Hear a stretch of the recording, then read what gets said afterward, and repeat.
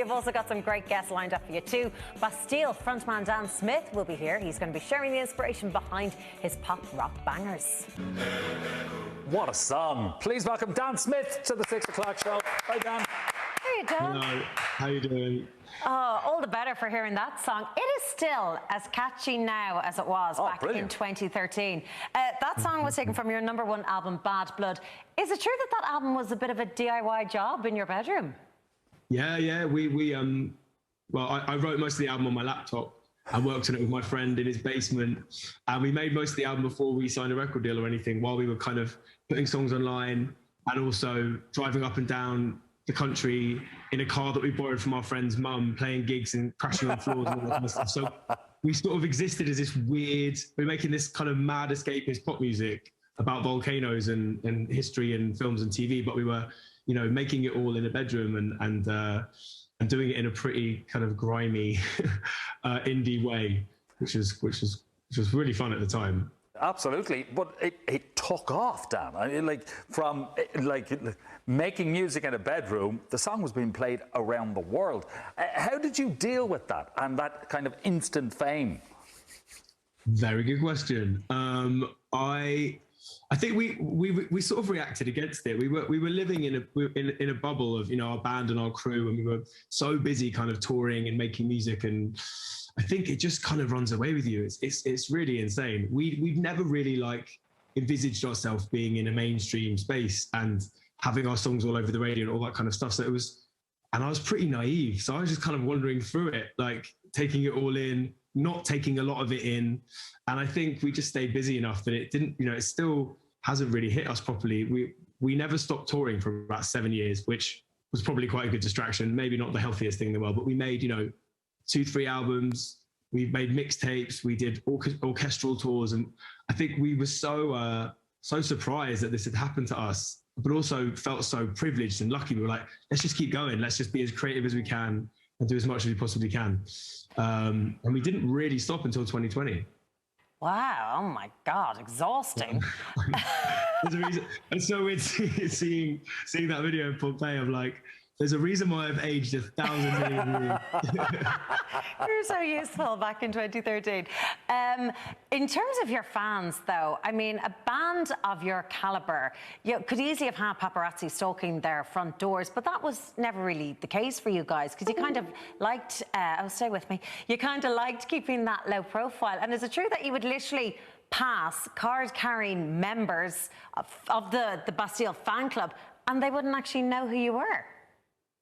Yeah, I guess we so freaked out at the idea of suddenly being famous when it wasn't really something we'd thought about. So we were lucky enough to have people kind of discovering our music and coming to our shows. And I've always felt a bit weird about that kind of barrier that can exist between people in bands and their fan bases. So I'm always, I don't know, my friends always laugh at me that we'll be at a festival that we're playing at or we're headlining, and I'll just wander out into the crowd and want to go watch a load of other bands. And I always feel like if I pretend that no one's recognizing me and it's not real, then it's not happening. So it's complete self-delusion. But yeah, I guess we've always done our best to try and be creative with what we're making. You know, if we're making a video, it doesn't have to be about us. We don't have to be in it. If we're making artwork, I can imagine it's a film poster rather than my face plastered on a wall.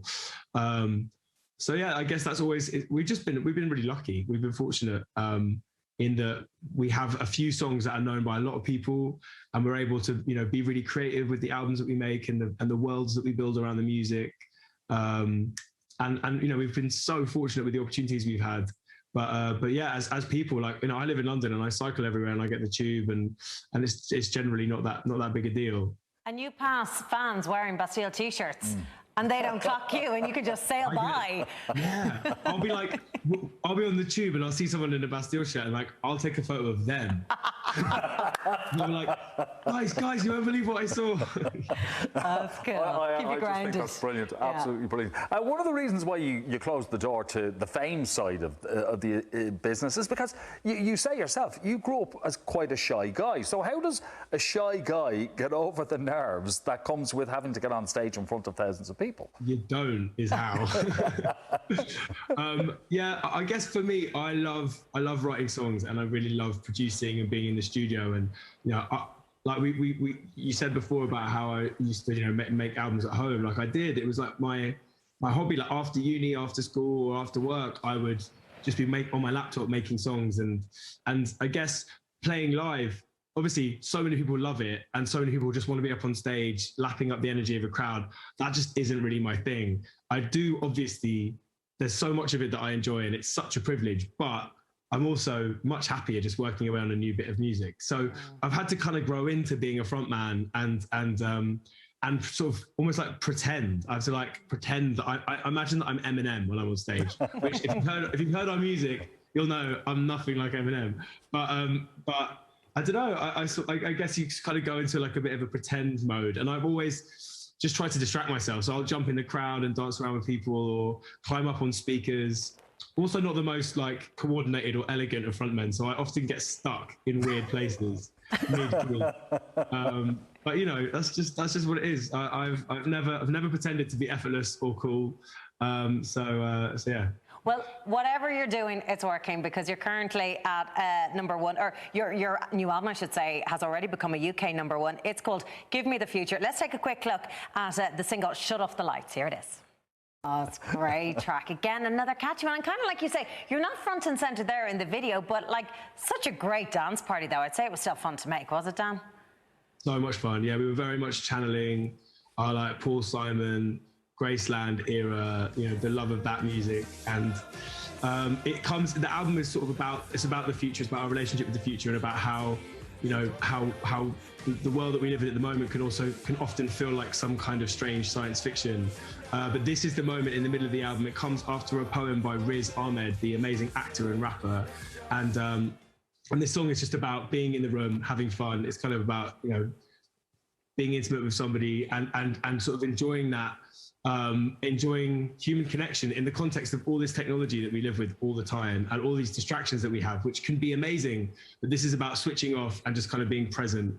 And we wanted to make a song that was really fun, and we made a lot of this album during the pandemic and through lockdowns. And so having music to dance around the studio to and dance around our houses to was a really great distraction for us. Oh, absolutely. You mentioned their writing, and you're writing for massive names, Dan. Lizzo, Haim, Ollie Murs, Tom Grennan. How do you enjoy working with names like that? I mean, they've just exploded, those names, over the last year or so.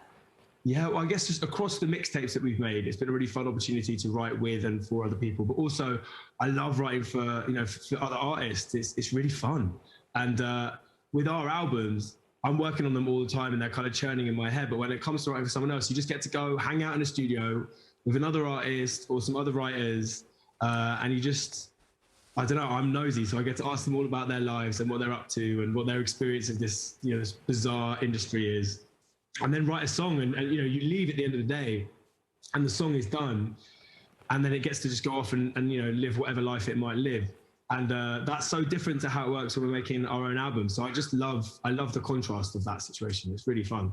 Oh, absolutely. Great fun. Brilliant. So we claim Tom Grennan as ours, because his dad's from County Offaly. So so we claim as you should. Listen, good to see you. The new album, Give Me the Future, is out now. Continued success with Bastille, Dan. Thanks for joining us tonight. Thank you. Thanks so much. Nice to see you guys. He's such a lovely fella, isn't he? Love him. Love Dan. Dan Smith.